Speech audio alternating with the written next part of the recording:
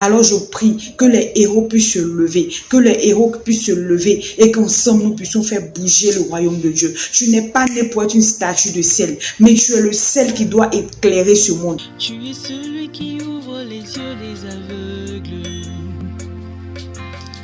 Tu es celui qui change les vies.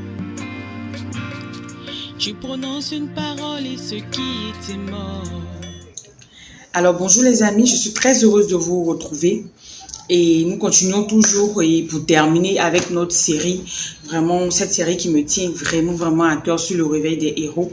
Comme je vous l'ai dit, j'ai entendu dans mon esprit clairement qu'il y avait des héros qui étaient endormis, des héros qui étaient vraiment à terre, des héros qui étaient vraiment privés de leur force. Et c'est ainsi que le Saint-Esprit m'a ramené à cette histoire de la femme de Lot pour me montrer à quel point certaines personnes, lorsqu'ils regardent derrière, ils voient un passé sombre, un passé vraiment terrible et ils deviennent des statues de sel. Des statues de sel, eux qui devaient être le sel pour donner de la saveur à ce monde, parce que la Bible déclare que nous sommes sel et lumière du monde. Ils sont des personnes maintenant aujourd'hui qui sont vraiment, qui n'ont plus de force parce que la dépression, parce que la douleur, parce que la trahison, parce que la culpabilité est venue s'installer. Et j'ai intitulé cette série « Le réveil des héros » parce que le Saint-Esprit vraiment en train de voir que plusieurs personnes sont en train de tomber dans le piège du diable, parce que vraiment c'est un piège du diable qui consiste à vraiment mettre des personnes dans la culpabilité, dans la gêne, dans la douleur, tellement dans des situations difficiles où ils se disent que non, moi je ne peux plus parler de Dieu, non, moi je ne peux pas faire ce que Dieu me met à cœur de faire.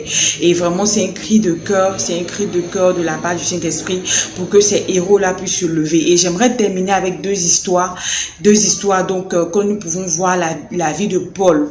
Vous voyez que Paul était quelqu'un qui persécutait les chrétiens. Lui, dans son esprit, il pensait bien faire, mais une chose est sûre, c'est qu'il persécutait les chrétiens.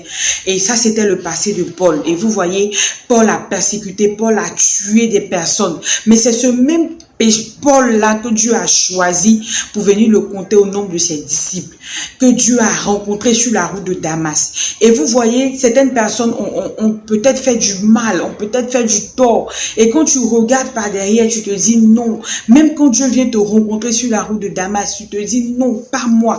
Parce que tu es devant ta réalité, tu vois que tu as fait du mal. Peut-être que tu as tué, peut-être que tu as violé, peut-être que tu as accusé injustement des personnes, peut-être que tu as trahi, peut-être que tu as vécu vraiment tu as mis des personnes dans des situations très graves. Je ne sais pas ce que tu as vécu, je ne sais pas ce que tu as fait, mais si comme Paul, tu sens dans ton cœur un appel, si comme Paul, tu sens dans ton cœur que Dieu te demande de faire certaines choses, s'il te plaît, ne regarde pas. Peut-être que tu as fait des avortements, peut-être que tu as eu des enfants hors mariage, alors qu'il ne fallait pas. Peut-être que tu as vraiment commis des choses qui ne fallait pas, des avortements. Peu importe ce que tu as eu à faire, j'aimerais te dire, à chaque fois que tu as envie de baisser les bras, regarde à la vie de Paul. Paul a tué des personnes. Paul a été celui-là qui a persécuté des chrétiens. Mais c'est lui que Jésus a choisi. Il faut que tu puisses regarder ton passé et te dire oui, si Dieu me donne une seconde chance, je dois la saisir. J'aimerais également parler du fils prodigue. Le fils prodigue qui est sorti de la maison de son père. Il a pris la part d'héritage avant la mort de son père et il est sorti.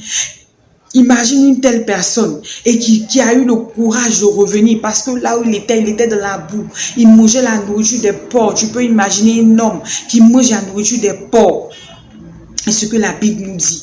Et c'est arrivé, le fils prodigue s'est rappelé que j'ai un père. Même si je dois aller être son serviteur, je vais y aller. Je ne sais pas ce que tu as fait, je ne sais pas ce que tu as vécu.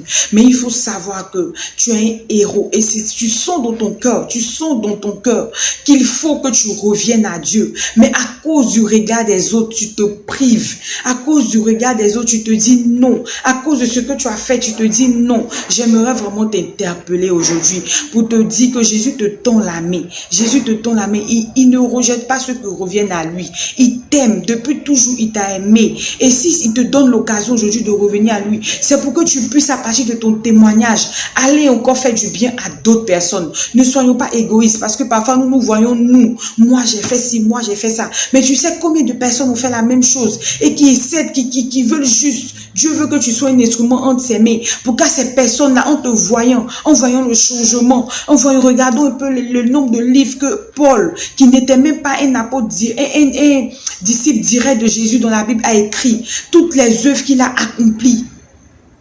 Vous voyez, j'aimerais vraiment t'interpeller afin que tu puisses te réveiller, vaillant héros, que tu puisses te lever et que tu ne puisses pas t'asseoir pour te remémorer tout ton passé. Que lorsque tu regardes derrière, tu puisses dire comme Paul, regardant en arrière, je cours maintenant en avant parce que ça fait partie de ton histoire. Ça ne pourra pas changer. Certes, mais dans ce processus, Dieu ne va pas oublier de guérir ton cœur, d'enlever la culpabilité de ton cœur. Vraiment, il faut qu'un héros se réveille parce que la moisson est grande et Jésus compte sur toi, Jésus compte sur moi, Dieu compte sur nous pour que à travers les situations vécues, nous puissions encore aller arracher d'autres personnes. Et j'aimerais vraiment terminer pour nous interpeller, pour nous dire, si nous n'apprenons pas à aimer Dieu plus que tout ce qui nous arrive, certaines personnes, quand elles sont dans une situation, elles oublient carrément que Dieu est toujours avec eux. Tu as le Saint-Esprit en toi. Même dans la maladie, Jésus est là. Même dans les situations difficiles, quand tu ne comprends pas, tu as été abusé, tu as été violé, peu importe, ça, ce que Jésus est avec toi.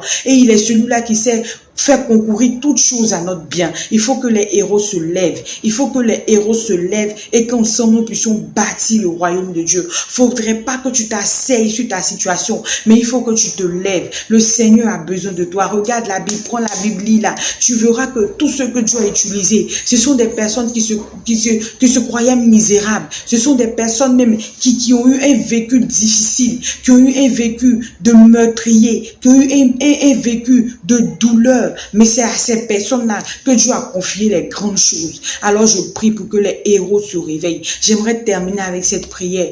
Prier afin que le Seigneur puisse réveiller les héros.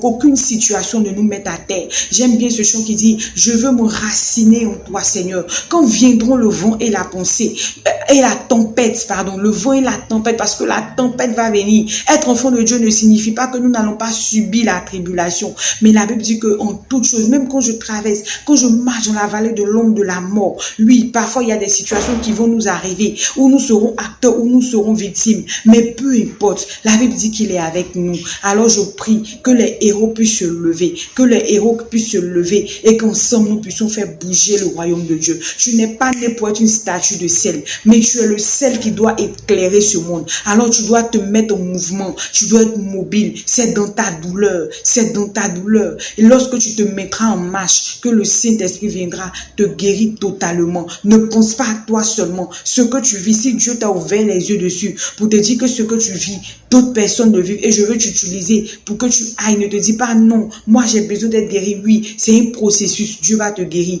mais fais-lui confiance, fais tout ce qu'il va te demander de faire. Que Dieu nous bénisse.